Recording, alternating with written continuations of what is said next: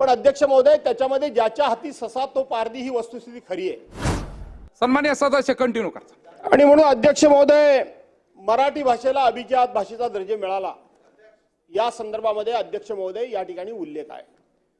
मराठी माणूस म्हणून, महाराष्ट्र म्हणून, मराठी भाषेचा अभिमान म्हणून आपल्या सर्वांनाच अभिमान आहे। पण अध्यक्ष महोदय, त्याच्यामध्ये ज्याच्या हाती ससा तो पारधी ही वस्तुस्थिती खरी आहे। तुमच्या कारकिर्दीमध्ये मिळालं आणि म्हणून त्याचं तुम्ही कौतुक करणं, त्याचं श्रेय घेणं हे समजू शकतो, परंतु या मराठी भाषेला अभिजात भाषेचा दर्जा मिळावा याच्याकरता अनेक वर्षांपर्यंत प्रयत्न केलेले आहेत।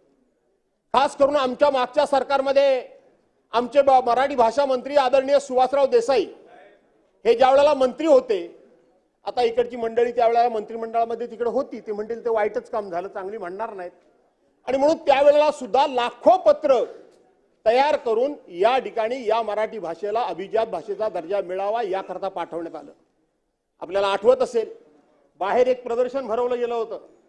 मराठी भाषेची 5000 वर्षापूर्वीची परंपरा, मराठी भाषेचा इतिहास या सगळ्याचं एक जबरदस्त बोलकं दालन, मग ते फोटोग्राफीच्या माध्यमातून असेल, ते स्लाइडिंगच्या माध्यमातून असेल, ते वेगवेगळ्या प्रसार माध्यमाच्या माध्यमातून असेल, अध्यक्ष महोदय त्यांनी सुद्धा या ठिकाणी खूप मोठ्या प्रमाणामध्ये प्रयत्न केला। या सभागृहामध्ये वरच्या सभागृहाचे सदस्य सन्मान्य दिवाकरजी रावते साहेब यांनी या विषयावर 7.5 तास भाषण केले की मराठी भाषेला, आणि म्हणून अशा पद्धतीने ह्या मराठी भाषेला अभिजात भाषेचा दर्जा मिळावा याच्याकरता अनेकांचं योगदान आहे। पण तरी सुद्धा आज आमच्या मराठी भाषेला अभिजात भाषेचा दर्जा मिळाला, त्याबद्दल मी मनापासून या ठिकाणी अभिनंदन करतो, सरकारचं कौतुक करतो, आणि ज्यांनी प्रयत्न केले त्या सर्वांचं हे श्रेय आहे हे देखील मी या ठिकाणी नमूद करतो। अध्यक्ष महोदय, इथं आपण जर बघितलं तर माझी लिंक तोडण्याचं काम तुम्ही जाणीवपूर्वक केलं, मला माहित आहे। हे सरकार काय म्हणतं अध्यक्ष महोदय, की सरकार राजमाता जिजाऊ छत्रपती शिवाजी महाराज, भारतरत्न डॉक्टर बाबासाहेब आंबेडकर, भगवान बिरसा मुंडा, महात्मा ज्योतिबा फुले, क्रांतिज्योती सावित्रीबाई फुले, पुण्यश्लोक अहिल्याबाई होळकर, राजश्री शाहू महाराज आणि इतर महान पुरुष व समाज सुधारक यांच्या आशीर्वादानं पालन करणार आहे। अध्यक्ष महोदय, या भाषणामध्ये मला खेद वाटतो, मला खेद एवढ्याकरता वाटतो, आणि राज्यपालांच्या अभिभाषणावर खेद हा शब्द वापरण्याचा आम्हाला कायद्याने अधिकार आहे। मला खेद एवढ्याकरता वाटतो की या ठिकाणी छत्रपती शिवाजी महाराजांचं आणि सगळ्या महान पुरुषांचं, समाज सुधारकांचं, राष्ट्रपुरुषांचं नाव घेतलं गेलं। अध्यक्ष महोदय, या राज्यामध्ये 50 वर्षापूर्वी, 80 वर्षापूर्वी छत्रपती शिवाजी महाराजांचा पुतळा असेल, ताराबाई राणींचा पुतळा असेल, आणखीन कोणाचा आंबेडकरांचा पुतळा असेल, शाहू महाराजांचा पुतळा असेल, महात्मा ज्योतिबा फुलेंचे पुतळे असतील, यांचे 50, 60, 70 वर्षापूर्वीचे पुतळे आजही दिमागदारपणे, आजही ताटमानेनं, आजही वारा वादळ, काहीही प्रसंग येऊ द्या, कोणतंही नैसर्गिक संकट येऊ द्या, ताठमानेनं उभे आहेत। पण 8 महिन्यापूर्वी त्या सिंधुदुर्ग, राजकोटमध्ये, मालवणमध्ये छत्रपती शिवाजी महाराजांचा पुतळा उभा केला।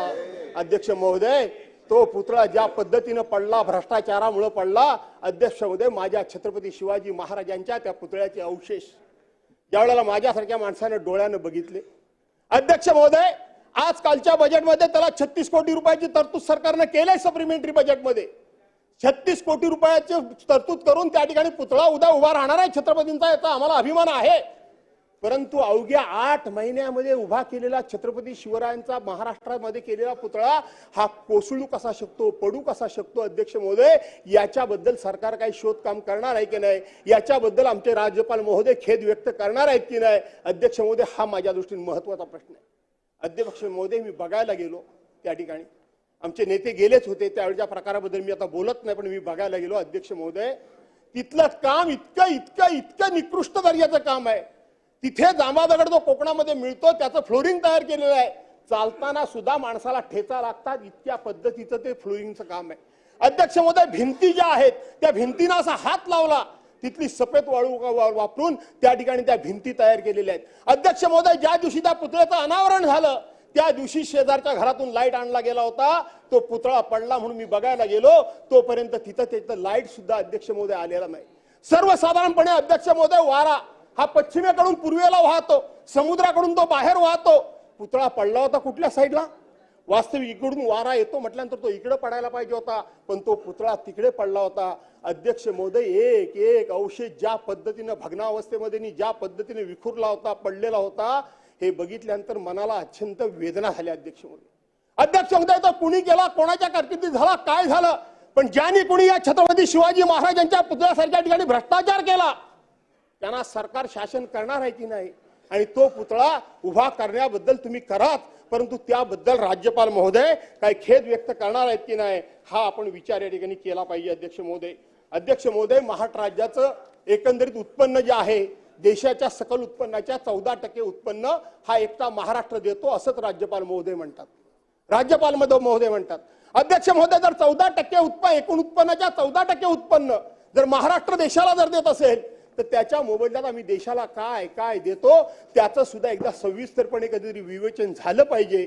सरकार कुठलेही असलं तरी सातत्याने ही ओरड कायमच आहे की महाराष्ट्राचा वाटा महाराष्ट्राला मिळत नाही अध्यक्ष महोदय, आणि म्हणून तो मिळाला पाहिजे. अशा पद्धतीचा अध्यक्ष महोदय इथं कुठे सांगितलं पाहिजे.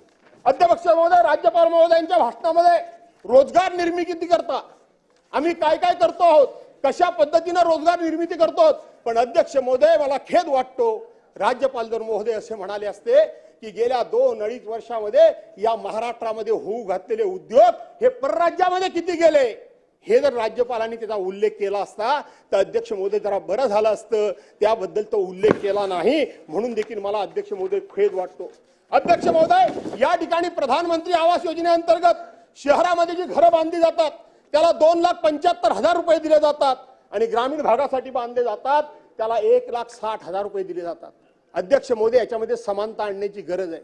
आपण शहरामध्ये 2,75,000 रुपये देतो आणि ग्रामीण भागामध्ये 1,60,000 रुपये देतो. आपलं कदाचित असं म्हणणं असेल की शहरामध्ये जमिनीचे भाव आणि ग्रामीण भागातल्या जमिनीचे भाव याच्यामध्ये तफावत आहे, पण अध्यक्ष महोदय, जी काही त्याच्या ठिकाणी ते घर बांधण्याकरता म्हणून सामुग्री गोळा करावी लागते, जी काही वस्तू सिमेंट असेल, स्टील असेल, वाळू असेल, आणखीन जे साहित्य आहे ते साहित्य सगळं शहरातूनच ग्रामीण भागामध्ये घेऊन जावं लागतं.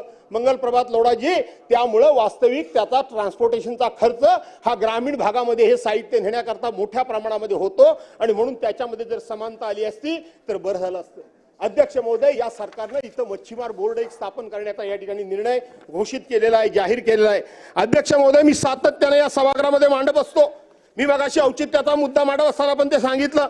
अध्यक्ष महोदय, मीच त्या ठिकाणी आपला कॅबिनेट मंत्री होतो आणि त्यावेळेला कामगार विभाग माझ्याकडे आला होता, आणि त्या कामगार विभागाच्या अंतर्गत मी पहिल्यांदा 47 दिवसामध्ये त्यावेळेला अरविंद कुमार नावाचे सेक्रेटरी होते, त्यांना मी सांगितलं की वेळ माझ्याकडे अगदी कमी आहे, माझ्या कारकिर्दीमध्ये काहीतरी चांगलं घडावं अशी माझी स्वतःची इच्छा आहे.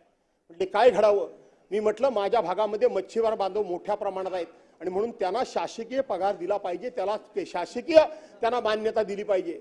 अध्यक्ष महोदय, कामगार म्हणजे आपले माथाडी कामगार आहेत, त्या माथाडी कामगारांच्या धर्तीवर आपण पहिल्यांदा कोकणामध्ये एक बोर्ड बनवलं. कैलासवासी गोपीनाथराव मुंडे ऊसतोड कामगार मंडळ घोषित केल्यापासून 10 ते 12 वर्ष ते बोर्ड बनू शकलं नाही, पण मी अवघ्या 47 दिवसामध्ये बोर्ड बनवलं. अध्यक्ष महोदय, त्याचा फायदा असा होणार होता की परदेशातून येणारी जी बाहेरची मासे असतात ते किंवा साऊथ इंडियातून म्हणजे आपल्या दक्षिण भारतातून येणारे रहू कटलासारखे जे मासे असतात त्याच्यावरची रॉयल्टी आणि आमच्या इथले मासेमारी करणारे मासे बांधव आहेत त्यांना ती रॉयल्टी देऊन त्याचे वर्षाचे 12 महिने, महिन्याचे 30 दिवस अध्यक्ष महोदय त्यांचा पगार कसा सुरू राहील असं त्या बोर्डामध्ये तरतूद आहे.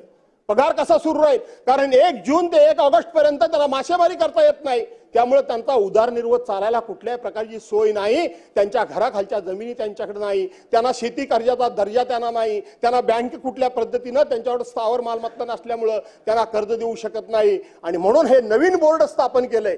ते नवीन बोर्ड आणि जुनं बोर्ड याच्यामधलं चांगलं काय असेल ते घ्या, त्यातली तफावत तुम्ही बघा. हे जे मच्छीमार बोर्ड आहे आणि ते जुनं मच्छीमार बोर्ड आहे याच्यामध्ये काय तफावत आहे आणि त्याच्यामधलं चांगलं काय ते तुम्ही घ्या, अशा प्रकारची अध्यक्ष महोदय विनंती करतो. अध्यक्ष महोदय, या ठिकाणी मी मगाशीच सांगितलं की माझे भाषण थांबवून अध्यक्ष महोदय फार काय माझ्या मित्रांना काही मिळणार नाहीये. जो मेसेज बाहेर जायचा तो गेला.